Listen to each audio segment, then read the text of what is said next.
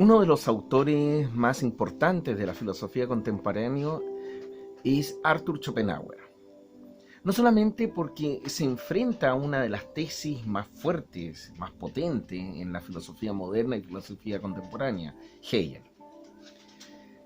Schopenhauer, a diferencia de Hegel, sostiene que detrás de este mundo que nosotros pensamos como racional, coherente, en realidad es un mundo, por decirlo así, caótico. No hay nada que pueda contener algo racional. De hecho, Schopenhauer no lo está afirmando como una verdad absoluta, sino que más bien si observamos los fenómenos, vamos a darnos cuenta que detrás de estos fenómenos humanos no hay nada o reglas que puedan determinar finalmente esta conducta. Solamente hay propuestas. Schopenhauer se opone radicalmente a Leibniz desde el punto de vista en que Leibniz sostiene de que hay una razón suficiente que explica todo el universo. En realidad, Schopenhauer sí acepta que hay una razón suficiente y que hay razones suficientes, pero son razones suficientes que plantea la razón para poder comprender y entender el mundo en que habita. No se trata que éstas existan, sino que se trata más bien de justificar aquel mundo que tiene a su alrededor. Detrás de este mundo de la razón, se encuentra justamente estas fuerzas caóticas que él llama justamente la voluntad. La voluntad no es una voluntad al estilo medieval, donde se sostenía que la voluntad no es sino el movimiento que es a partir de un objeto que la razón muestra. Es decir, la razón muestra un objeto y la voluntad entonces lo persigue. Esta idea de voluntad que está bajo el imperio de la razón, es más, tanto para Kant como para Hegel, la misma razón es voluntad. Schopenhauer sostiene que hay una voluntad mucho más amplia, mucho más extensa, más profunda. Y esta voluntad no tiene nada de racional. Por el contrario, es el fundamento que le ha dado razón de ser a la razón. Pero no razón de ser en el sentido de que uno diga, bueno, ahí está nuevamente lo racional. No, por algo nosotros tenemos racionalidad. Y si tenemos racionalidad es porque ella existe y algo se ha producido. Pero no se ha producido justamente para que el hombre sea un ser mucho más superior respecto a otros, porque tampoco es así. La razón más bien es una herramienta que tiene el hombre para sobrevivir frente a otras voluntades que también son tan potentes como el hombre o mucho más. Es decir, cada especie es una voluntad. ¿Y qué es la voluntad?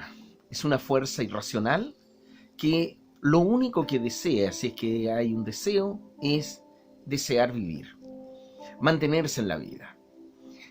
Pero es la especie. Por lo tanto, en esa especie de fragmento en que la especie se subdivide a través de los individuos, cada uno es una voluntad. Pero al final de cuentas, somos individuos dentro de la gran voluntad.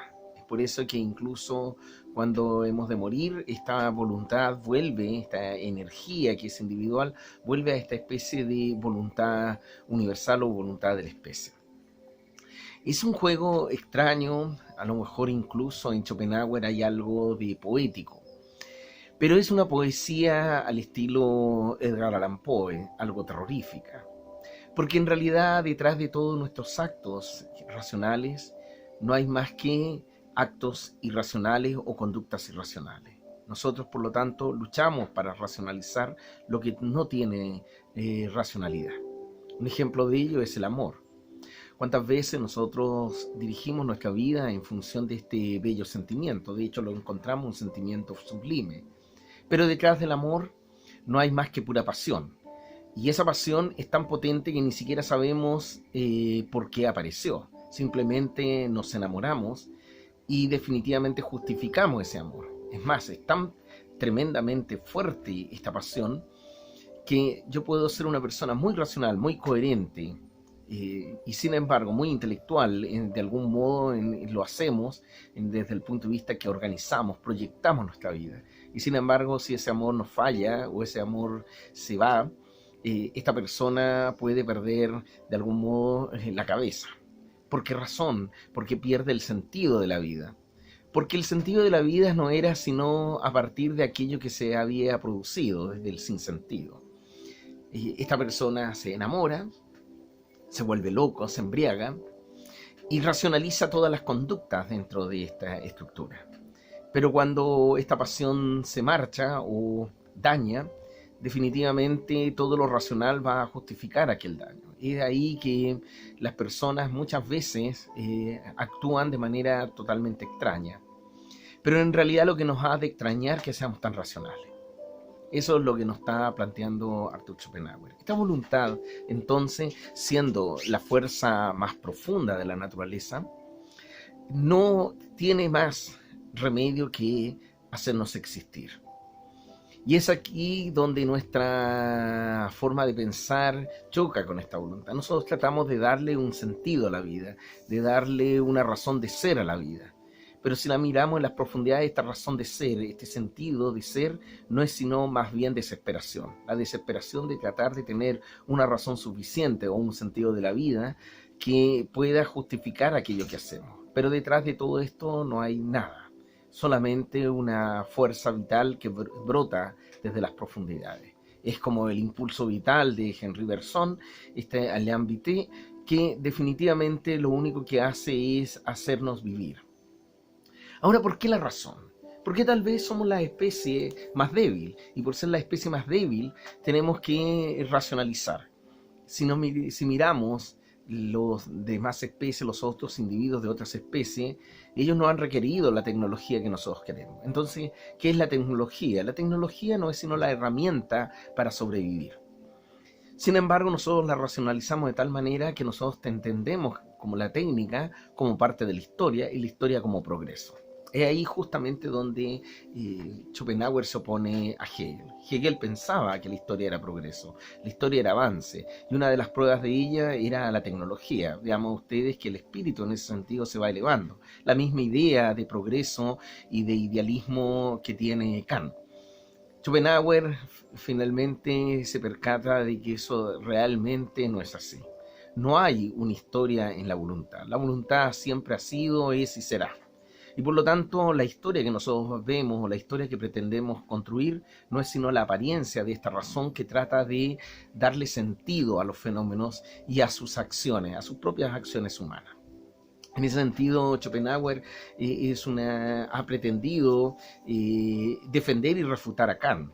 Por un lado, defiende a Kant desde el punto de vista en que Kant ya había puesto los límites de la razón. En la crítica a la razón pura, Kant nos plantea de que la razón construye el mundo a partir de su misma subjetividad, a partir de su misma forma de razonar. Nosotros los seres humanos construimos y vemos las cosas a partir de lo que la razón nos muestra. Sin embargo, se aparta de Kant desde el punto de vista del concepto de la historia y de este idealismo trascendental, porque en realidad detrás de la razón no hay más que una fuerza brutal que nos mueve a la existencia. Esta fuerza brutal que nos mueve a la existencia también nos puede hacer desaparecer. Es tremendamente dramático esta fuerza que está en la oscuridad. Ahora, que esta fuerza tenga un sentido de ser tampoco es así. Insisto en que la voluntad de Schopenhauer es una voluntad simplemente ciega y que brota. Es como cuando uno mira y observa estos fenómenos de bacterias o virus que simplemente estallan dentro del planeta o dentro de algún hábitat donde les sea favorable y comienza la vida. Puede haber un virus, una bacteria o una semilla que pueda durar millones de años hasta cuando se den las condiciones apropiadas y surge. ¿Por qué surge en los medios menos adecuados? Es porque simplemente esa es la voluntad. Ahora, ¿qué sentido tiene aquello? Si tiene un sentido la vida, en verdad para Schopenhauer no lo hay. No lo hay, y todo lo que nosotros digamos de verdad más bien es nuevamente nuestra forma desesperada de comprender y explicar los fenómenos. Es como pretender explicar de por qué nos hemos enamorado o por qué todo se terminó. ¿Por qué alguien intenta suicidarse o bien porque alguien de manera completamente irracional y siendo una persona que debería haber sido racional, actúa como actúa. En verdad, esa es la naturaleza humana. La naturaleza humana detrás es una fuerza tremendamente oscura.